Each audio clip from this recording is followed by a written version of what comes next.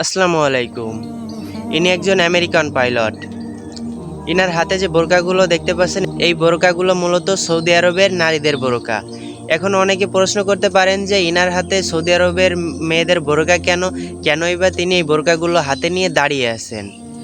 তো এই American pilot তার একটা সাক্ষাৎকারে তিনি জানিয়েছেন যে সৌদি আরব থেকে যেই বিমানগুলো আসে, আমেরিকায় আসার সাথে সাথেই সৌদি আরবের যে নারীগুলো থাকে, মেয়েগুলো থাকে, ওই মেয়েরা করে কি এই বিমানেই তাদের বোরকাগুলো খুলে রেখে তারপরেই আমেরিকায় বেরিয়ে যান। তো অর্থাৎ এই বিমানেই তারা সৌদি আরব থেকে বোরকা পরে আসে এবং এই বিমানেই তারা বোরকাগুলো খুলে রেখে ওয়েস্টার্ন ড্রেস যেগুলো আছে ওইগুলা পরেই তারা আমেরিকায় নেমে যায় বিমান থেকে। তো এই ঘটনাটি দেখে এই আমেরিকান পাইলট সে অনেক আশ্চর্য হয়েছেন। তার কাছে হাস্যকর মনে হয়েছে যে সৌদি আরবের মেয়েরা আসার সময়, আমেরিকায় আসার সময় বোরকাগুলো পরে অনেক পর্দা সহকারে আসে, কিন্তু যেই কিনা আমেরিকায় এসে পড়ে, বিমানটি ল্যান্ড করে আমেরিকায়, সেই সাথে সাথেই বিমান থেকে নামার আগেই তারা বিমানের ভিতরে তাদের বোরকাগুলো খুলে রেখে তারপরেই আমেরিকা বের হয় ওয়েস্টার্ন ড্রেস পরে। এই হলো বর্তমানে সৌদি আরবের মেয়েদের অবস্থা। আমরা যাদেরকে অনেক ইমানদার মনে করি, আমরা একটা কথা ভুলেই যাচ্ছি যে নবী করিম সাল্লাল্লাহু আলাইহি সাল্লামকে এই দেশটিতে পাঠানো হয়েছিল। কেননা এই দেশের মানুষগুলাই ছিল পৃথিবীর সব থেকে জাহেল, যার কারণে পৃথিবীর সব থেকে মেধাবী, জ্ঞানী এবং বুদ্ধিমান ব্যক্তিটি অর্থাৎ নবী করিম সাল্লাল্লাহু আলাইহি সাল্লামের জন্ম হয়েছিল এই দেশটিতে।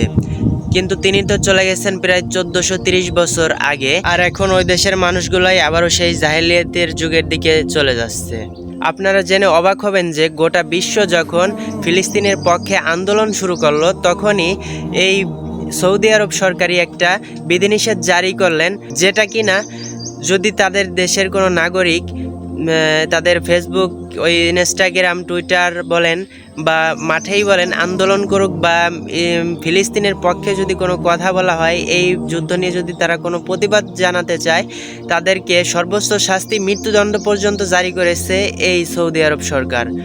এটা আমাদের কাছে অনেক দুঃখের একটা বিষয়, কেননা এখানেই হয়েছে আমাদের নবী করিম সাল্লাল্লাহু আলাইহি সাল্লামের জন্ম। আমরা সবসময় আশা রাখি যে এই দেশটি থেকেই এই প্রথমে আন্দোলন বের হবে, কিন্তু আপনি কি কখনো দেখেছেন এই সৌদি আরব থেকে কোনো একটা প্রতিবাদ করতে, বা মুসলিমদের কোনো দেশে অত্যাচার বা অন্যায় অবিচারের মধ্যে পড়লে, অত্যাচার থাকে যখন মুসলিমরা, তখন এই দেশটি থেকে আপনারা কোনো প্রতিবাদ দেখেছেন যে ওই দেশের নাগরিকরা বা ওই দেশের কোনো একটা বড় কোনো পর্যায় থেকে কোনো একটা চাপ এসেছে, বা ওই দেশের কোনো একটা নাগরিক আন্দোলন করতে বের হয়েছে?